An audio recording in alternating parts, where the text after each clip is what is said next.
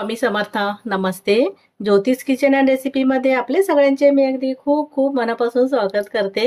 इथे मी मस्त असं चटपटीत रगडा चाट बनवते आहे आणि त्यासाठी मी हे वाटाणे एक रात्रभर भिजून घेतलेत आणि त्यामध्ये 2 बटाटे पण घेतलेत.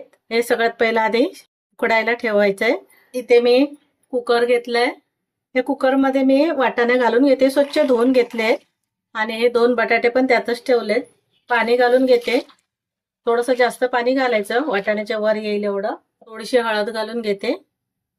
मीठ घालायचंय अंदाजाने, चवीप्रमाणे अर्धा चमचा घातलाय. इथे मीठ आणि हळद घालून घेतलं आणि वाटाण्याच्या वर येईल एवढं पाणी ठेवलंय मी. झाकण लावते आणि कुकरच्या मी 4 शिट्या करून घेते, शिजवून घेते वाटाणा. कुकरमध्ये वाटाणे शिजत ठेवले आणि 4 शिट्या करून घेतल्या. कुकर थंड होतोय तोपर्यंत मी इथे चटपटीची अशी हिरवी चटणी बनवून घेते. हिरवी चटणी बनवायसाठी मी इथे पुदिना घेतलाय थोडासा, तो घालून घेतला. कोथिंबीर घेतली, मुठभर एवढी कोथिंबीर आहे.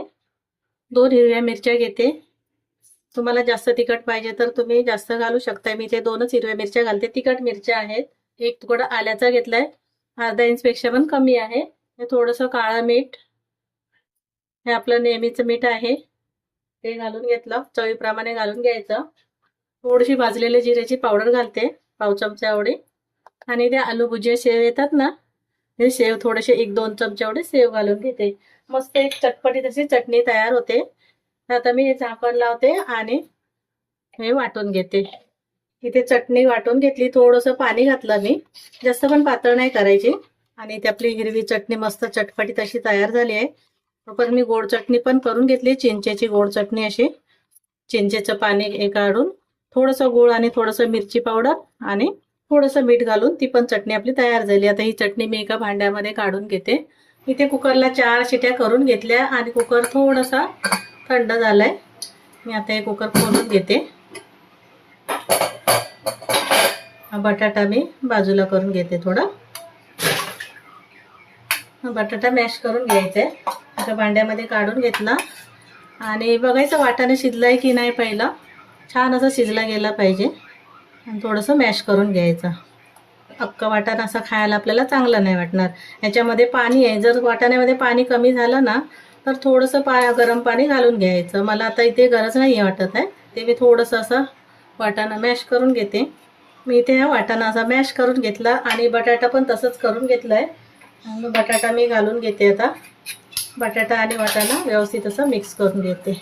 थोडंसं पातळ वाटलं तरी पण नंतर ते एकदम घट्ट होणार आणि बटाटा आता मिक्स केला ना की अजून थोडंसं घट्ट होणार, ते दाटसरपणा येतो असा. आता मी फोडणी करून घेते याला.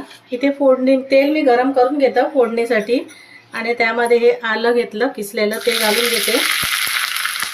थोडंसं घालून घ्यायचं.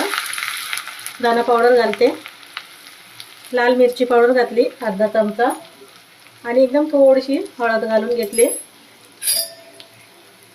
आणि रगड्यामध्ये घालून घेते. परत एकदा व्यवस्थित असं मिक्स करून घेते. मस्त रंग आलाय ना. आता हे गॅसवर ठेवते मी. इथे रगड्याला फोडणी दिली आणि मी गॅस चालू केलाय गॅसवर ठेवून. आता काही मसाले घालून घेते. हा अर्धा चमचा चाट मसाला घालते. भाजलेलं जिऱ्याची पावडर घालते अर्धा चमचा. ही हिरवी मिरची कापून घेतली आहे ती घालून घेते. थोडीशी कोथिंबीर घालून घेतली आणि हिरवी चटणी वाटून ठेवलेली ती घालून घेते आणि परत एकदा व्यवस्थित मिक्स करून घेते आणि थोडंसं शिजवून घेते मी. आता इथे आपला मस्त असा रगडा तयार झालाय. आता मी गॅस बंद करते आणि जेवढं आपल्याला खायला पाहिजे ना तेवढं मी एका भांड्यामध्ये काढून घेते. मी इथे एका भांड्यामध्ये असं रगडा काढून घेतला. आता त्याच्यामध्ये मी थोडंसं टोमॅटो घालते, कांदा चिरून घेतलाय तो घालून घेते. हे मीठ घालते, काळं मीठ थोडंसं, चाट मसाला घालून घेते, थोडीशी कोथिंबीर घालते आणि लिंबू पिळून घेते थोडं. मस्त एक चटपटीत असं छान वाटतं. थोडीशी हिरवी चटणी, जास्त नाही घालत आहे, पहिले पण घातली आहे. आणि ही गोड चटणी चिंचेची मिक्स करून घेते. हे आपल्या त्या इथे रगडा तयार झालाय. मी छोट्या प्लेटमध्ये काढून घेते. इथे मी 2 प्लेटमध्ये रगडा काढून घेतलाय. परत वरून थोडंसं टोमॅटो, जास्त नाही घालायचा, दोन्हीमध्ये टोमॅटो घालून घेतला. थोडं कांदा घालून घेते. मस्त संध्याकाळच्या वेळेला चटपटीत असं खायला. थोडीशी हिरवी चटणी, चिंचेची गोड चटणी घालून घेते थोडीशी हे वरून शेव घालते. तुम्हाला जास्त पाहिजे तर जास्त शेव घालून घ्या.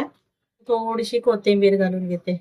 इथे आपला मस्त असा रगडा चाट तयार झालाय. एकदम साध्या आणि सोप्या पद्धतीने, पण खायला तितकाच मस्त चटपटीत असा आहे. तेव्हा तुम्हाला माझी रेसिपी आवडली असेल तर लाईक करा, शेअर करा, सबस्क्राईब करा. पुन्हा भेटूया आपण अशाच एका नवीन रेसिपी सोबत. थँक्यू, धन्यवाद.